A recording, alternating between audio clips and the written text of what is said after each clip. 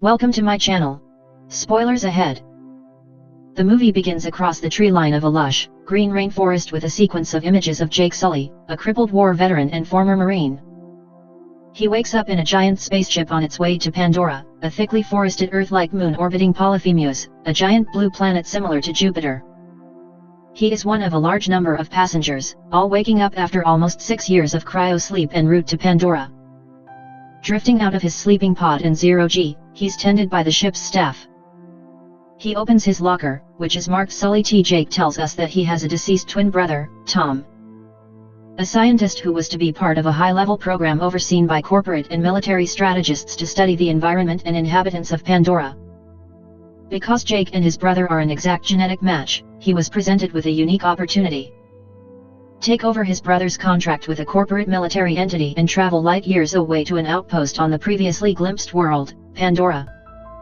Acknowledging the notions of being free and having a fresh start, Jake agrees to the deal as his brother's body is cremated.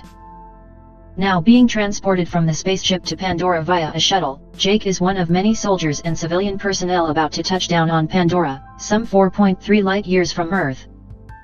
We catch views of the base and its construction, and immense mining machines digging up the soil in a large quarry, as Jake ponders his new role. The passengers are all instructed to wear a full-face breathing mask, since the atmosphere of the planet will not support human life. 20 seconds of exposure to the poisonous atmosphere of the planet causes unconsciousness, with death occurring about 4 minutes later. While the other passengers disembark and take their first steps onto the base, called Hell's Gate, which is surrounded by a huge perimeter fence, Jake follows them in his wheelchair, earning the moniker Meals on Wheels from a few haughty Marines. Jake goes immediately to a military briefing where Colonel Miles Quaritch is addressing the assembled soldiers and a few civilians who have come along. He reminds them they are not in Kansas anymore, and he tells them about Pandora's indigenous population, the NA6. Quaritch, sporting a heavy set of scars on the side of his head, says they are hard to kill and practically everything out there will try to kill you. And, while it's his job to keep his people alive, he says he will not succeed in this task, not with all of you.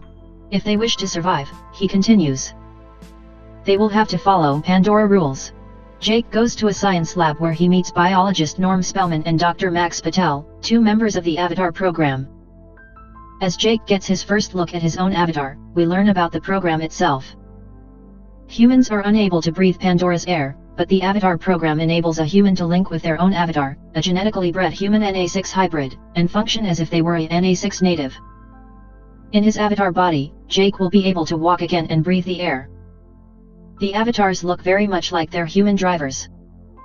When Norm tells Jake his avatar looks like him, Jake profoundly says it looks like his dead brother. Jake and Norm enter the science department just about the time Dr. Grace Augustine, the program's science lead, awakens in a specially designed pod that links her to her avatar and flips open the top. Norm says to Jake he hears she likes plants better than people. She arises from her pod and converses in NA6 with Norm.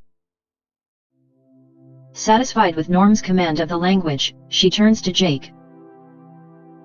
She tells him she needs his brother Tom, the PhD who trained 3 years for the Pandora mission, but she doesn't need Jake since Jake has no lab experience and has never been linked to an avatar. Jake tries to imply that he's a quick learner, but the ill-tempered Grace isn't impressed. Grace storms off to the base's control room to confront Parker Selfridge, base commander and representative for the Resources Development Administration, a corporation that oversees all military and other personnel on the colony. He tells her Jake will serve as a security escort on her team while they're on the planet's surface. Grace tells Parker she needs a researcher, not a jarhead dropout. She doubts Jake will be of any use to her botanical research. Parker replies, saying he disagrees, saying they lucked out with Jake mining the mineral unobtainium, a potent source of energy that sells for many millions a kilo, and can bring cheap power back to a dying Earth. Parker tells Grace one way to help accomplish this objective is to win the hearts and minds of the natives, to obtain their cooperation. Back in the lab next morning, Jake and Norm are linked to their avatars for the first time. Jake, in his avatar, wakes up in a different room with other avatars and staff. Within a few moments, Jake is making his handlers nervous because, overjoyed with his ability to move his legs again, he is moving too quickly and trying to walk. the first time he has been able to do so since becoming a paraplegic. The human lab workers cannot stop him. Na6 is over 10 feet tall, sometimes closer to when his long tail knocks over instruments. A staff member tells him to stop and lie down again. Jake ignores him and bursts out of the room and into the daylight. He finds himself in a recreation area where other avatars are playing sports and staff, in their protective gear, performing various duties. Jake meets Grace's avatar, who, better tempered than human Grace, accompanies Jake to the barracks where he is eventually encouraged to rest. When the avatar sleeps, the link is broken and Jake awakens in his human form. Jake later meets Trudy Chacon, a retired Marine pilot with whom he'll spend several weeks getting used to his avatar and exploring Pandora. Jake will serve as the door gunner on her crew. Jake meets with Colonel Quaritch, who is lifting weights. The Colonel tells Jake he's looked up his service record and was impressed with what he accomplished on some of his tours, including one in Venezuela. The Colonel warns Jake about the dangers awaiting him on Pandora. He also states his belief that the Avatar program is a joke but that it offers an opportunity for a unique reconnaissance mission. If Jake can find out and tell the Colonel what he wants to know about the natives, the Colonel will see to it that Jake gets the surgery he needs to regain use of his legs. The Colonel climbs into an AMP suit, a bipedal exoskeleton used for missions on Pandora, and moves off. Relinked with his avatar, Jake flies over Pandora's surface in Trudy's gunship, along with Grace, Norm, and others. The team lands in a forest, where Grace and Norm begin to take samples of the flora and make measurements. Jake is distracted by his surroundings and wanders into a field of helicoradian flowers, which are quite tall and shrink at Jake's touch. Trouble arrives when a Titanothere, a heavily armored, hammerhead creature, confronts Jake. Grace orders him to stand his ground and not shoot, or else the animal will get angry and charge. His armor is too thick for guns to have any effect anyway. Jake successfully holds his ground, but only because another beast, a panther-like Thenator, has approached him from behind and has caused the Titanothers to retreat and surround their young. The Thenator then turns to Jake. Grace tells him to run, and he's pursued by the Thenator in a chase that separates Jake from his crew. He loses his gun and is downed by the animal, but frees himself by releasing his backpack. Ultimately, the chase leads to a waterfall, where Jake jumps to safety, leaving the Thenator roaring above him. Jake's crew searches for him, but Trudy says they'll have to return to base since night ops are not allowed. Grace says he won't last the night. It's now night and we see Jake sharpening a long stick into a spear. Jake is being watched from above, this time by Na6. The Na6 aims an arrow at Jake and is about to shoot, but decides against it when small, ethereal, luminescent creatures land on her bow. Later we learn they are very pure spirits, also known as the Seeds of Iwa, the Enavis all-powerful god. The archer retreats. Jake is stalked by a pack of viper wolves. He dips the end of his spear into a combustible pitch-like liquid. He lights the end and uses it as a torch against the viper wolves, who encircle him, teeth bared, jaws gnashing. The animals attack Jake, but he fights back, kills some, and is taken down by others. The archer who was observing Jake joins the battle on his side. She kills some viper wolves and causes the rest to flee. She tenderly puts out of their misery some whimpering wounded animals and says prayers over them. Jake attempts to thank her for helping him fight off the attackers, but she instead meets his thanks with scorn, tells him all this is his fault, that they did not need to die, and that he should go back to where he came from. Jake attempts to follow his rescuer up into a tree, asks for her help, and says he wants to learn. He's however repulsed and told to go back, that sky people can't be taught. Just then, the Seeds of Iwa reappear and start to land on the nervous Jake. He asks what they are. Very pure spirits, she replies, and Jake is covered by them, making an impression on his companion. When the seeds drift off, she relents and tells him to come with her. As Jake tries to keep up with his rescuer, Neytiri, he is felled by a bolo thrown by a patrol of Omatakayan warriors. Their leader is Tsute, next in line to the throne and the man Neytiri is expected to marry. Neytiri stops them from harming Jake by telling them there has been a sign from Iwa. Tsute tells his men to bring him along to Tashik and Iwa. Jake is presented to Neytiri's parents, Itukan and Moat, who are the king and queen of the tribe, respectively. Jake tells the elders that he is a warrior, a dream walker and his intention is to learn from them. Moat pricks Jake's chest and tastes his blood, decreeing it is the will of Iwa for him to live with the Omaticaya, and for Neytiri, however reluctantly, to be his teacher in their ways and customs. After a ritual gathering, Jake is brought to his bed, a leaf high up in the home tree that encircles him like a cocoon. As he falls asleep, human Jake is revived. At morning chow, all the scientists, including Grace, are focused on everything Jake has to say. Norm seems very disappointed and sullen. He was Grace's original choice to bond with the Omaticaya. Even the military and corporate reps have warmed to Jake. Home tree sits atop a massive deposit of unobtainium, so Jake appears to be their best shot at convincing the Omaticaya to move, or advising the colonel on how to force them to do so. He's informed that he has 3 months to achieve his objective, before the bulldozers arrive. He bonds with his dire horse, an important animal to the NA6. Jake must learn to mount the animal and connect his neural cue to its antenna. Jake has a difficult time learning how to control his dire horse and is often referred to as Scound by Neytiri and Tsute, which he tells us means moron. Jake reports back to the colonel and Selfridge about the Omaticaya's home, the giant home tree. Underneath it, is a large deposit of unobtainium. Sensing that Jake is being manipulated by Quaritch, Selfridge, and the rest of the military section of the mining operation, Grace decides to take her operation out of Dodge.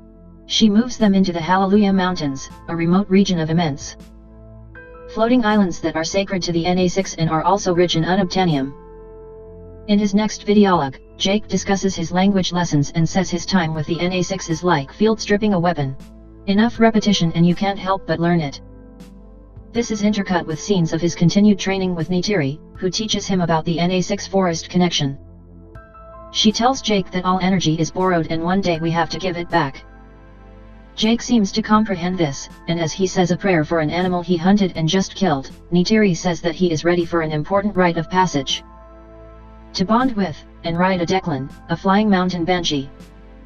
To reach the banshee's nesting grounds, Jake must accompany Neytiri, Tsute, and 2 other NA6 trainees to the highest region of the Hallelujah Mountains. Several factors, the height, the ferocity of the untamed banshees, make this a dangerous lesson. But Jake's lack of fear and successful bond with his banshee earn him the grudging respect of the NA6 warriors present, even Tsute.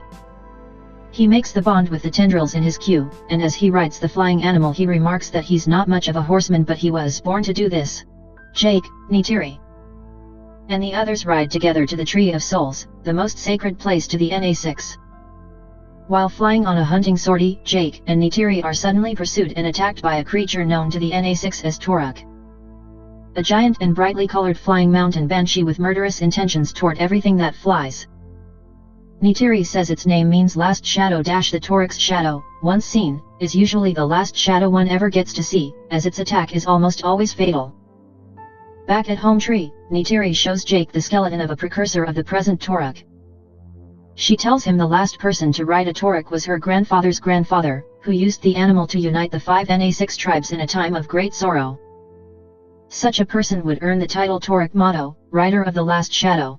When Jake comes back to his human form, it's clear he's been changed by this latest experience, for he says, "Out there is the real world. In here is the dream." The colonel comes over to him to tell him his mission is accomplished and he's to return to Earth that day. And good to his word, the colonel has arranged for Jake to get the treatment he needs to regain use of his legs. Jake wishes to delay his departure, because he says he's right at the point at which he's to be initiated into the tribe and accepted as one of them, and then would have the status to negotiate with the NA6 to relocate. The colonel reluctantly accepts. Jake attends a NA6 ceremony, where he learns the NA6 believe that every person can be born twice. Neytiri leads Jake to a place of prayer, the Tree of Voices, where they use their cues to bond with the tree. Neytiri tells Jake he can make a bow from the tree, and that he can choose a woman. Jake tells Neytiri that he has already chosen her, and she says that she has chosen him. They sleep together under the tree and Jake wakes up back in the lab. In the morning, Neytiri awakens to falling trees, then the presence of bulldozers. Soldiers are advancing as the forest falls around Neytiri, who is dragging and carrying Jake to safety. At their remote spot, Jake is getting ready to link with his avatar, and when he finally revives, Jake climbs onto one of the bulldozers and tries to stop it, eventually smashing its camera system and drawing some gunfire from the soldiers on the ground. Other NA6 warriors arrive, while the colonel, reviewing films back at the base, recognizes Jake in his avatar form as the person who tried to stop their mission. The bulldozers continue their operation, wiping out the sacred ground. At Home Tree, the NA6 want war. Grace and Jake argue against it. There's an intense debate. Tsute tries to kill Jake, jealous at having learned that Jake and Neytiri are mated for life when he and Neytiri were betrothed. Jake declares he is a NA6 and deserves the right to speak. Suddenly, both Grace and Jake's avatars fall unconscious as the links between them and their human forms are abruptly broken by the enraged colonel, who arrests Jake for trying to stop the bulldozers. Grace and Jake face off with RDA and military brass. Grace reveals that Pandora's trees form a network that has more neural connections than those existing in the human brain, and that the NA6 can tap into that network. Consequently, the Omaticaya will never leave Home Tree. Parker and the colonel discuss options.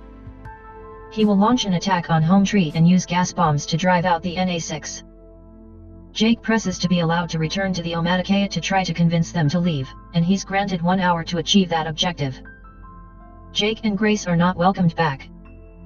Neytiri rejects Jake. Both Jake and Grace are bound and left behind by the Omaticaya, who are preparing to fight against the humans, who have arrived in a large fleet of flying ships. The fleet launches gas canisters into Home Tree and the surrounding area. As the battle escalates, most of the weaponry is targeted at the root structure of Home Tree, which is toppled by a series of explosions and heavy artillery. Many Omaticaya are killed. Moat frees Jake and Grace and asks them to save the tribe. Jake arrives and is rejected again by Neytiri when he tries to console her. Neytiri's father, Itukan, is killed by a large piece of shrapnel. His dying wishes for Neytiri to take his sacred vow and assume leadership of their people. The destruction seems endless, and, suddenly, Jake and Grace return to their human bodies and are promptly placed under arrest for treason. Norm is also arrested for trying to prevent soldiers from disabling their avatar forms. The NA6 gather at the Tree of Souls. Trudy arrives at the cell which holds Jake, Grace, and Norm. She dupes their guard by saying she wants nothing to do with them, only to knock out the guard an instant later. As they prepare to flee the base, Grace is shot and wounded by the colonel. The team flies Trudy's ship to the remote lab in the floating mountains, and they take a pod to another spot in the forest. Jake returns to his avatar body. The hopeful reunion with the Omaticaya is not to be, initially. Jake is an outcast, an alien. So he makes a bold decision. He realizes that to regain the trust of the NA6, he has to take things to a higher level. He summons his Banshee and sets off to find the Toruk. His strategy is simple but can easily result in death. Jake believes that the Toruk never looks for an attack above himself and thus he can be approached that way. Jake jumps off his Banshee and onto the back of the Toruk. We next see him arrive riding the Toruk at the Tree of Souls in the middle of an Omaticayan ceremony. Jake has successfully bonded with the Toruk. The Omaticaya are stunned to see their greatest legend come true. Jake dismounts and makes his way through the crowd of NA6, who, part before him. When he reaches Neytiri, each holds out an arm to the other and she says, "I see you." Tsute, who is now tribe leader, concedes Jake's new role of Toruk motto. He accords Jake much respect. Jake convinces Moat to help Grace, who is dying.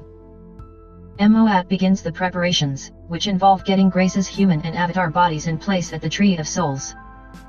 The idea is to permanently transfer Grace's consciousness to her avatar. Moat lets it be known that Grace must pass through the Eye of Iwa, and that the Great Mother might choose to let her pass through to her avatar self, or she might opt to have Grace remain with her. The ritual is not successful, though before she dies, Grace tells Jake that she has seen Iwa. Jake, heartbroken and furious, speaks his Toruk motto and says it's time to send a message to the Sky People that this is the NA6's land. But to do so, they first must go to each of the NA6 clans to ask them to come and fight as one. Tsute will be the Omaticayan's new clan leader and will also help rally other clans to fight with them. The human military have picked up the infusion of NA6 into the area, from a few hundred to 2,000 within a day. At this rate, the colonel says as he addresses his troops, the NA6 will soon total 20,000, at which point their perimeter will be overrun. Rather than let that happen, he continues, they must stage a preemptive attack while they still can. Their plan is to turn a space shuttle into the carrier of a massive bomb. Their target is the Tree of Souls, and the attack is planned for 0600 the next day. They believe that if they destroy the Tree of Souls, the NA6 will go away and never come near this place again. Jake is busy rallying the Omaticaya. At the Tree of Souls, he uses his Q to bond with the tree and asks Iwa to look into Grace's memories, stressing that humankind killed their mother, the entity that protects the balance of life. Neytiri appears and tells Jake that Iwa does not take sides. Quaritch masses his fleet, mostly as protection for the Valkyrie shuttle. The bombship and the fleet move toward the Tree of Souls. The united NA6 force begins to arrive from the sky and on the ground. Jake on his Toruk, Tsute, and other warriors engage in battle with the military aircraft, mainly Scorpion assault ships. Casualties mount on both sides. The gunships have unmatched firepower, but are no match for the Declans, who grab hold of them and smash them against each other. Jake, riding the Toruk, is pursued and shot at by Colonel Quaritch's Dragonfly ship. Trudy arrives and opens fire on the Colonel's command ship. Neytiri's Banshee is shot down and killed. Norm's avatar is mortally wounded and he jumps back to his human form. Tsute takes on the bombship and is killed in the attempt. Trudy dies when her ship is destroyed in a hail of gunfire from Quaritch's Dragonfly. Neytiri watches this action from the ground. Jake attempts to contact Tsute and is unsuccessful, as is his attempt to reach Trudy. Meanwhile, the bombship closes in on the Tree of Souls. Jake tells Neytiri via communicator to disengage from the fight.